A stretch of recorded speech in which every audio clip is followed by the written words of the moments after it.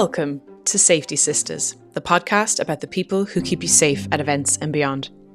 In this episode, I meet with Emma Parkinson, who leads the Masters in Crowded Places and Public Safety Management at Coventry University, works as a crowd safety manager on some of the world's biggest events, as well as studying a professional doctorate into learning from high reliability organisations such as nuclear, aviation and space.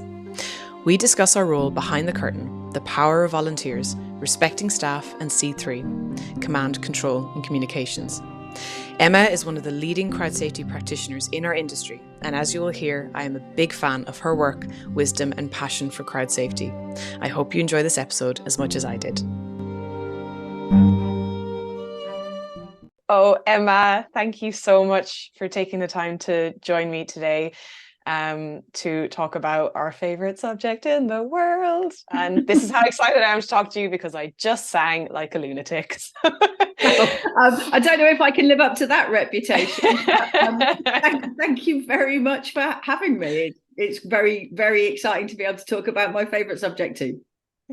Emma, so I don't know how long I've known you, but ever since I've known that you are on this earth doing all the amazing things that you do, I have been a massive fan. I love your passion. One thing that really inspires me is how you get everyone interested and connected in with what we do in the world of crowd safety and crowd management, and also everything that you teach in your masters. And I don't want to spoil the episode, but I'm going to stop fangirling now and ask you my first question, which is, Emma, what do you do?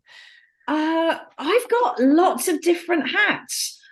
So I guess one of my main jobs is I'm the course director for programs in crowded places and public safety management at Coventry University in the UK. So I designed the MSc in crowded places 5 years ago, and now I operate it and teach on it. I also teach a lot of emergency planning and management, a lot of resilience, risk and leadership kind of courses as well, plus a lot of undergraduate programs. So big part of my time, I'm an academic now, but I balance that with being a practitioner. So about 20 to 25% of my time, I get to be a practitioner in various different parts of our field.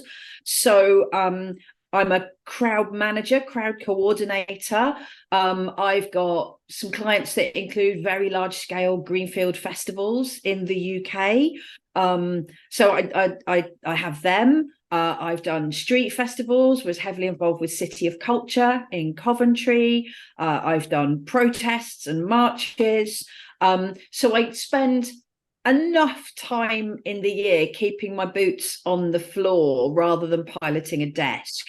Partly because if I had to sit behind a desk all year and not do practical things, I'd go absolutely insane. And partly because much as I love being an academic, I also love being a crowd manager, and I couldn't give up being in the field, working with the public, working with the amazing people you meet in the sector, and solving all the amazing challenges that you get every single day as a working crowd manager. So so what I do is kind of half and half, academic, crowd practitioner, a bit of consultancy, and for my sins, I'm also a doctoral candidate because I came to academia very late in life. So I didn't go the usual route where people who go and get their doctorates they go into a university at 18 and they emerge at 26, 27, blinking into the sunlight, wondering what happened to the past decade.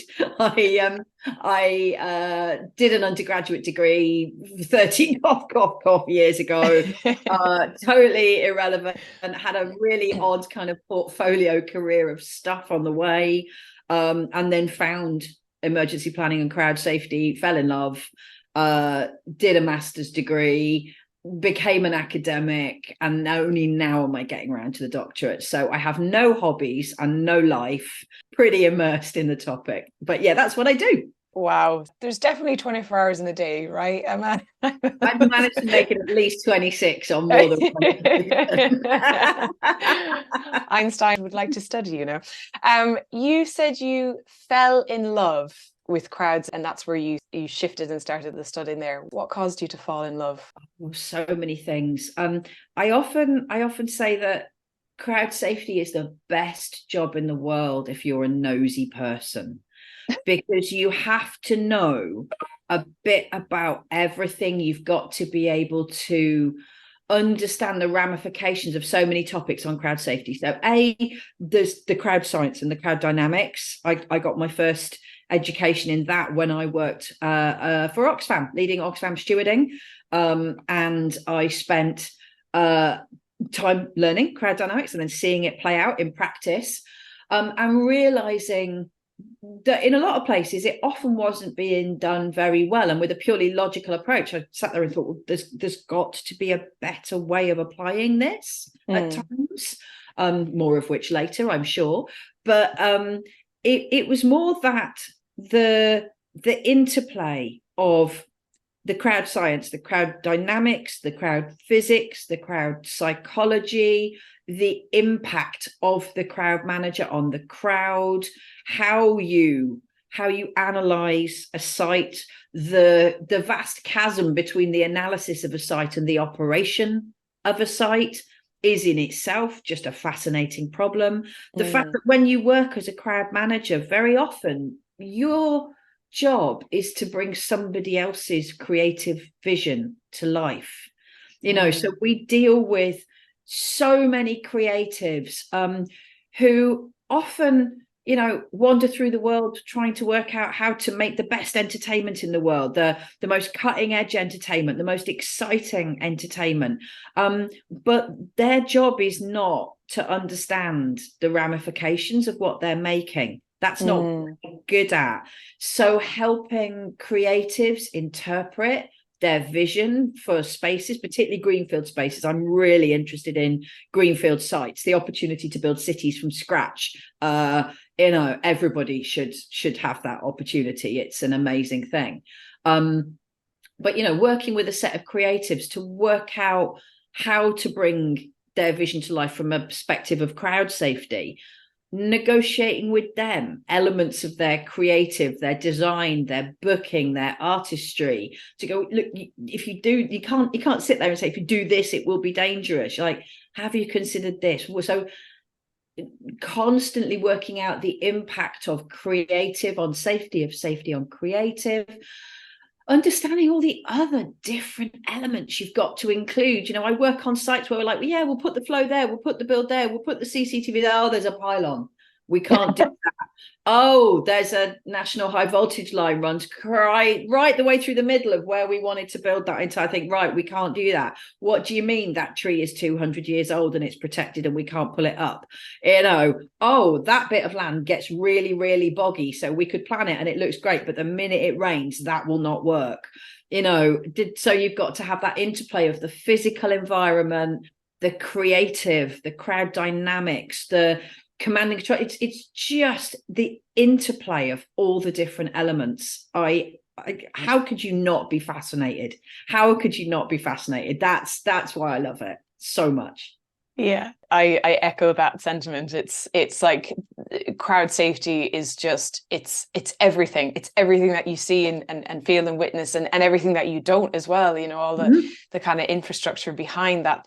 As an attendee, at an event, you've absolutely no idea of everything that is happening to facilitate your experience and keep you safe and facilitating you have a really good time. I love what you're saying about like the creatives are there to like make that art and make that entertainment, but they're not there to work out the ramifications. We are. So I love that you said it in that way, because in the last episode with Becky Stevens, we talked about the safety police, and I've got my inverted commas going, and this notion that we're here to poo-poo everyone's fun, and we're not. We're here to facilitate the fun. Yeah, absolutely. Although there are a certain group of people that do refer to me as the fun sponge. Oh no. So I wear that with pride. But yeah, there's and you talk about people don't know what's going on, and nor should they. It's the magic behind the curtain. It's like the Wizard of Oz. It's they should have no idea that this is happening. They should the idea that we can create environments where people feel free, where they feel able to express themselves, where they feel able to have fun, where we can create escape from their daily life. We create those magical moments, and some people do that with incredible projections and amazing artistry and beautiful singing and wonderful costumes, and some of us do it with spreadsheets and high-vis jackets and radios. Everyone's an artist in their own way. Yes, that is so true. And we, when people say, I don't have a creative bone in my body, well, actually, what we're doing in the safety element, we are solving problems all the time, the time, in planning and then in delivery, because nothing ever goes to plan, because we're dealing with thousands of people who make all their own decisions. One thing that you mentioned of the different variables is you said the crowd manager and the impact of the crowd manager on the crowd. I thought that was really interesting. Everything from the way you design your systems, whether you're designing them for absolute utility because you've worked out that this is where the flow would go best.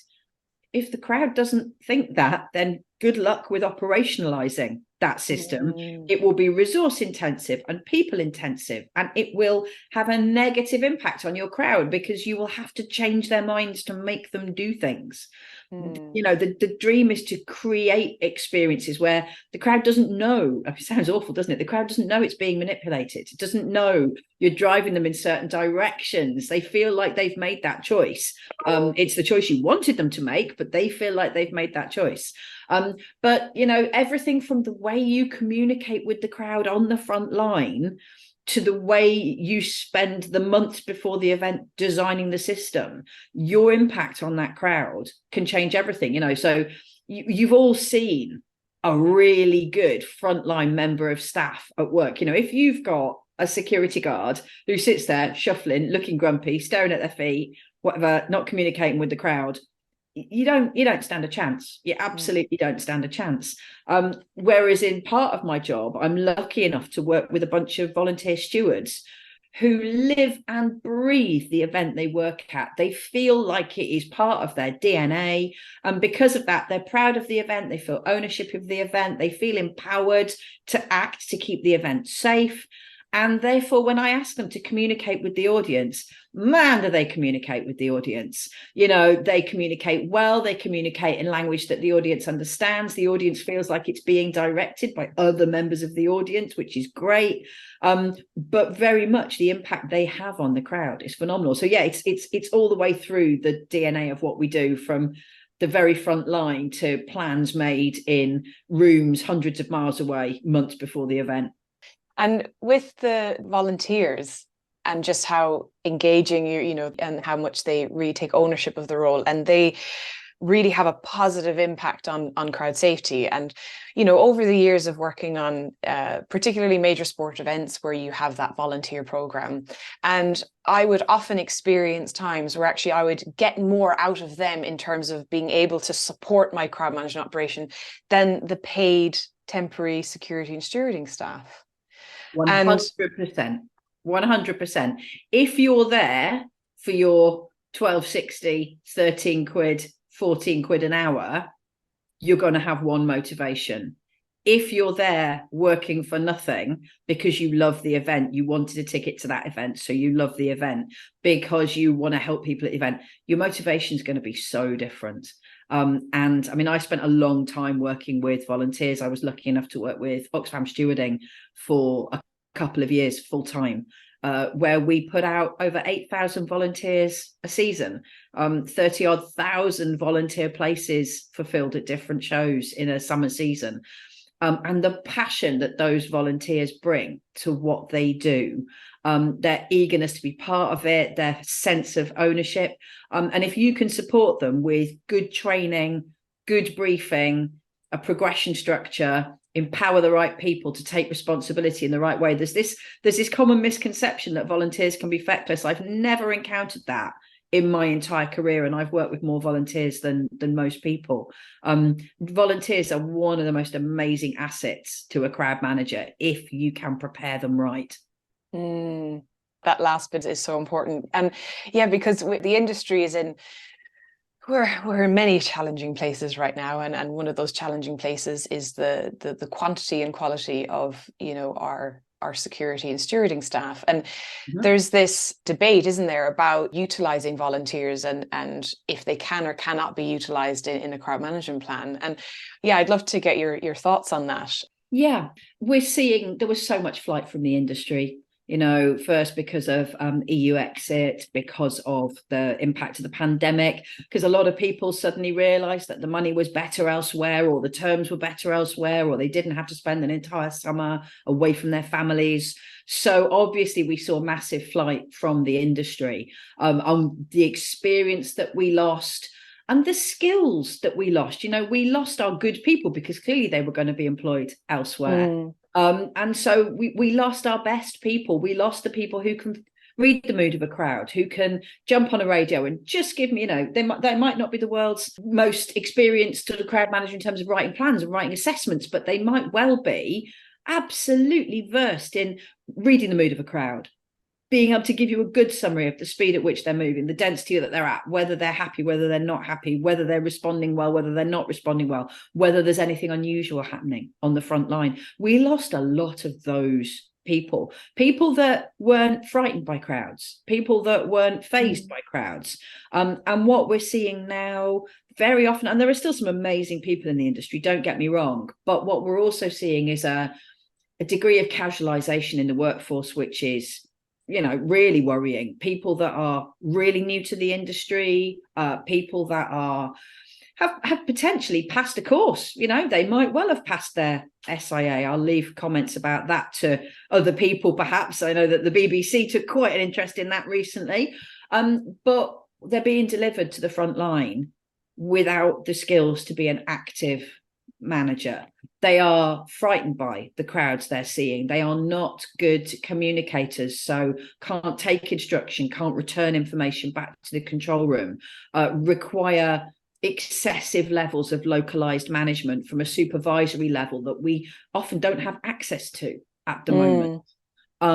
So the quality of a lot of badged staff that we're seeing is poor. The skill has gone from the sector, and it will take a long time to rebuild. And if we rely only on training as being, oh, you got your SIA badge, you're trained, then we're kind of done, because there's so much more to being an operative in a crowded space. So, you know, I'll see people that come to me expecting to be a doorman, and they're absolutely terrified when they're in a dynamic and moving crowd. They don't realize that the biggest tool we have is our ability to communicate with the crowd. I was like, I need you to shout, keep left at the top of your voice for 5 minutes. I know it's boring, but that's what I need you to do. And literally can't even vocalize in a way that means they can communicate with the crowd. Literally don't even have the confidence to stand and shout. I saw so much of that this summer. You know, people, so instead, when you've got volunteers who want to make the event work, who want to learn more, who are motivated by being part of something, who the act of giving them information and drawing them closer to the event is the reward, you know, that is phenomenal. But you do have to train people right. You do have to be careful. I mean, there is often this view that you shouldn't put volunteers into difficult or dangerous situations. You shouldn't be putting untrained security guards into difficult or dangerous situations. It's exactly the same. You don't magically transform into a superhero with your pants outside your trousers after a 5-day SIA course. You are just as valuable a human being, whether you're an SIA staff member or a volunteer, and the training is of limited use the first time you encounter a really busy, crowded place. And we should have respect for that apparently expendable level of SIA guards that people are talking about, whether, oh no, make a security guard do that. Why do they deserve to have a terrible job? You need to respect them too. And that's going to be part of how do we build that respect for security staff in an industry. We've got a long way to go with some of that. But also, let's not underestimate volunteers who do incredible things on a daily basis. Oh, Emma, that you just put that so succinctly. That's wonderful. It's like staying quiet and just doing little chair dances. Succinct is not a word people generally associate with me. Well, there you go. It's on record. Awesome. Take that. I wonder what the fear is, but that fear of putting a volunteer where, do we need SIA? And that assumption of, we'll put SIA here because we assume a level of competency, which we know that we're not going to get that now. And we assume a level of incompetency in volunteers, and that's so inappropriate. Volunteers, if you give them the information to make a conscious decision about the level of risk that they feel capable of getting involved in, if you protect them well, if you create an environment where they have the right training, the right equipment, the right communications, the right support in the field and line management and command and control, you will find volunteers can do remarkable things. Yeah. Wonderful. Thank you, Emma. I like mic drop. I have nothing else I can add. It's like we'll just let the world hear this message, because it is important that we kind of reflect on these assumptions that we make about SIA and stewards and volunteers, and actually what we really need are, as you said, what we really need are people who can communicate really well. And I love what you said about giving them the information. This is what I've noticed over the years, is arming people with information so they can make the decision about what they need to do next, both with our staff and also the crowd. So, and setting that expectation of what you're kind of walking into. And you also mentioned command and control, and so information, communication, command and control, and that part of crowd safety, crowd management, event management. Do you think that there needs to be more consideration put into it? It's interesting, isn't it? Because I guess with any discipline, the urge to cling to what's unique about your subject, what makes you as a group of people, is strong. So the urge to sit with crowd dynamics, I've learned crowd dynamics and therefore I'm a crowd manager. I understand crowd, and people get very obsessed with crowd dynamics. Crowd dynamics is fascinating. Creating systems of movement is fascinating.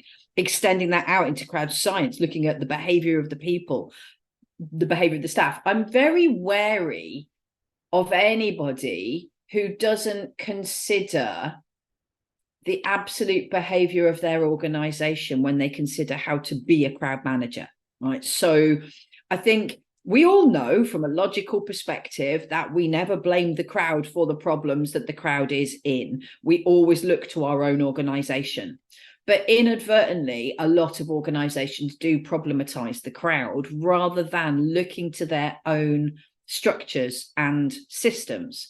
I'm lucky enough to be involved in one particular festival where we are in a process of constant re-interrogation of our command and control systems based upon learnings every year to make sure that they're fit for purpose in a really complicated world. I mean, I work at events where I've probably got 30 or 40 different sectors to manage across one event, 24 hours a day, where there are 8 or 9 leading security organizations, companies involved who have no horizontal communication between themselves whatsoever and rely on a really rigid command and control structure and information that's fed back from the event.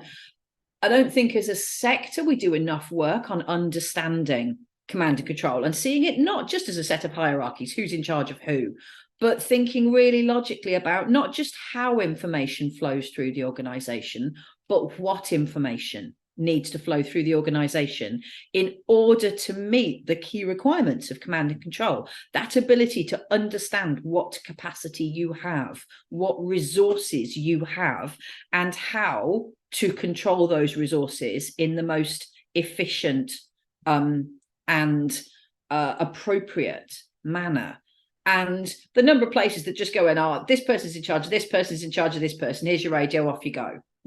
Everything from the basis of, does that member of staff know how to use a radio? Is your radio channel plot appropriate? What have you asked them to tell you?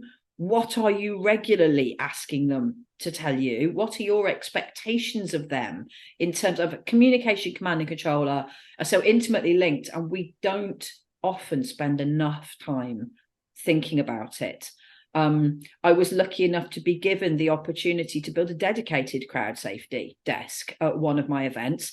And it's a well-specified desk. It has 3 crowd controllers running on crossed over shifts. It has access to all the CCTV in the world, multiple logists, liaisons with security firms. We take control of the social media of the event at night. We take control of all the LED signage at night. We have vast networks of information flowing through that desk on a minute by minute basis. Wow. Have we rested on our laurels? No, we haven't, because we've looked and there are gaps in where that information is coming from, and gaps, other resources that could be part of crowd management that as yet aren't quite there. So we're starting to reimagine yet again, because events live, breathe, they're changing, they're dynamic. We all say, oh, crowds are different this year. Great, so should our management systems be. It's a dynamic, evolving, what we call in emergency planning, an emerging set of circumstances, and we need to respond to that. So yeah, it's often not taken seriously. It's seen as very hierarchical, and you will do what I say. True subsidiarity often not developed in our industry, because we assume the frontline worker is somebody who can't be trusted, somebody who can't do their job. So we don't empower them, we don't train them, we don't give them the opportunity to improve, because that would cost us money, God forbid. And we couldn't just knock them out at, £9 an hour and pocket the other £3 or whatever, and it's driven by margins in the industry. Don't get me wrong, but margins in the industry are appalling in places, appalling. And if you treat staff like a terrible expendable resource, here's the thing, it's a self-fulfilling prophecy. Yeah. And we don't have the opportunities to create good training and good briefing. This is a plea to people that don't work in security. We're often, as crowd managers, security companies, it's like we're told to solve our own problems. If you are promoting a show, running ops on a show, and you are hiring at a certain fee, think about the implications of that fee. Buy time to brief your crowd staff. Buy time to make sure that they understand what they're doing. Don't just buy the absolute minimum that sits on your spreadsheet and then hope to hell that the security industry has solved every other one of your problems. There is responsibility throughout the chain. Sorry, that was a bit of a sermon. That's not where I expected that to go. Brilliant. No. Emma, I always believe that what needs to come out will come out at the right time. Honestly, but we wonder why these kids can't communicate on the radio, and then we go, well, who taught them? And we wonder why they don't tell us the things we expect them to tell them. Well, who taught them? And then we wonder why they can't do the things we want them to do. Who empowered them? And while we've got frontline security guards who are under such rigid hierarchical command and control that they are too frightened to speak, but at the same time, we're expecting them to tell us when something's going weird, we've got a problem, And while the industry is not respected, people talk about the need to professionalize the security industry. Pay us what we're worth, and then we can start to build out training and experience for the candidates. We can start to look at the kids that are doing really well and go, do you want to think about doing a qualification? Do you want to think about becoming a supervisor? Where do you want to go with this? But the workforce is treated as expendable. Yeah. Oh, thank you, Emma.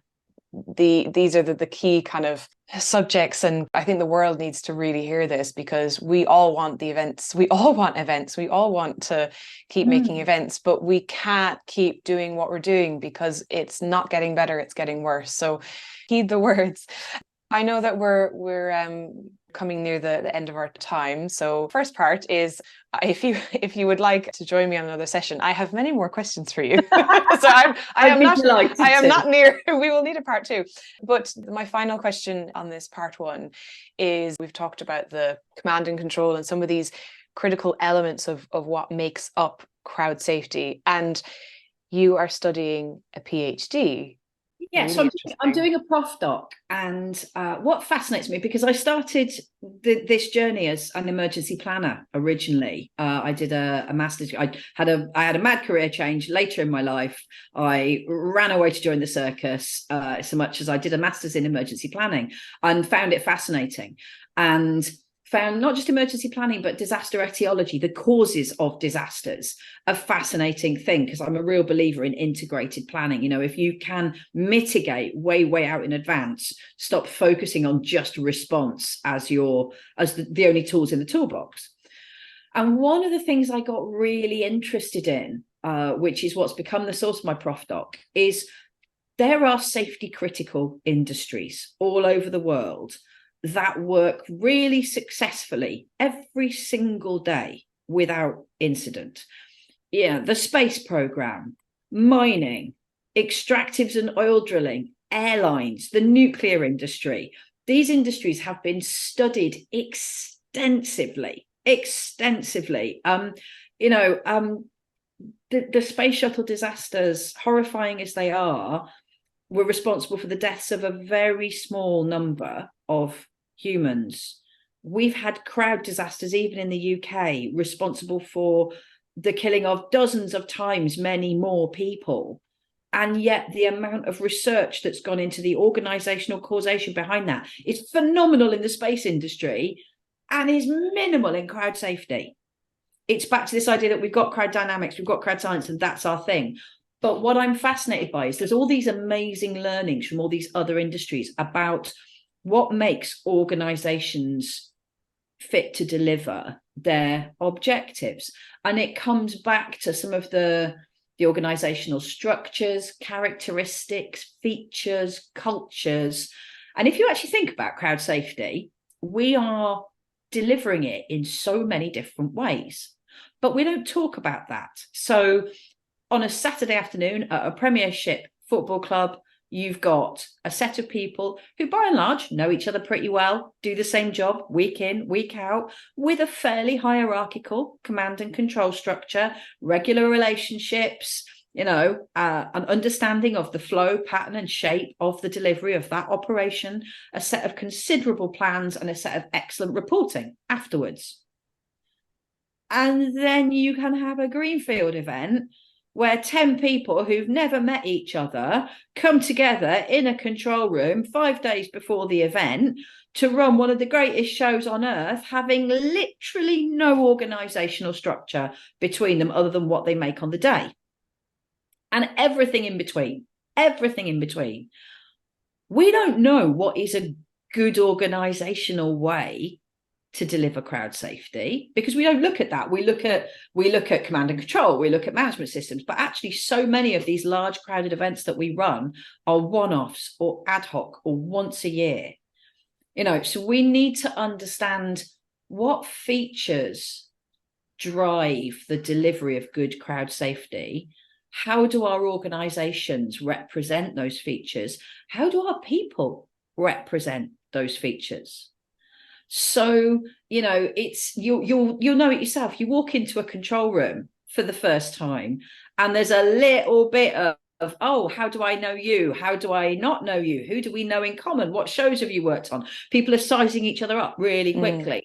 Can I trust that person? Is what you're coming down to when you're trying to work out who knows who and how.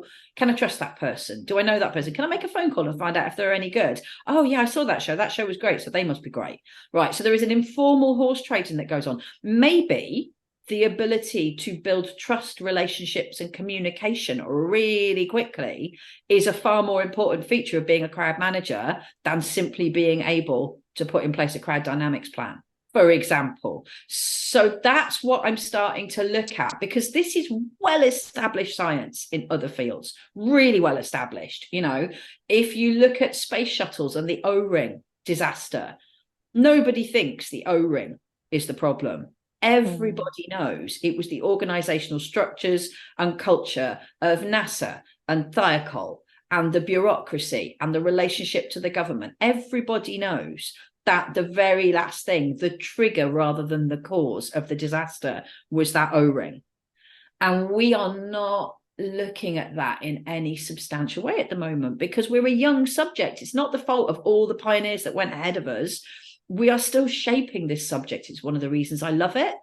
But if we need to reach maturity, we need isomorphic learning from other industries. Other industries understand trust, communication. They understand the importance of subsidiarity, information flow. They understand sensitivity to operations, how we deal with experts, what happens when the locus of power moves in organizations. They understand that innately in the nuclear industry, in the space industry, in the oil industry. And we don't understand that at all in crowd safety at the moment. We can borrow from other industries, but we can't have our own version of that sculpted to what we need. So that's what I'm studying for my prof doc. Wow. Thank you, Emma. Every time you finish what you're saying, and I'm like, I have nothing to say to that. I'm sorry, that shouldn't be the thing. I do tend to be a bit hectoring because I am obsessed and excited by the subject. I'm just like, wow. I'm just taking it all in. I'm like, this is just let me keep learning. It's easy to say and much harder to do. Don't confuse charisma and overexcitement for actually managing to change anything. I've got a long way to go. Oh, well, Emma, thank you so much for your time and everything you've shared in this episode. And thank you for making a space for us to have these conversations is so important. So thank you for being persistent with it and for getting it out there, because giving a platform to this thing that we all love so much is amazing. Oh, thank you so much, Emma. Thank you.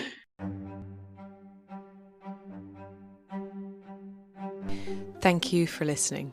If you enjoyed this episode, please leave a review and follow the show for more episodes to come. If you would like to learn more about crowd safety and improving the events industry, you can visit my website and blog at isaymurphy.com.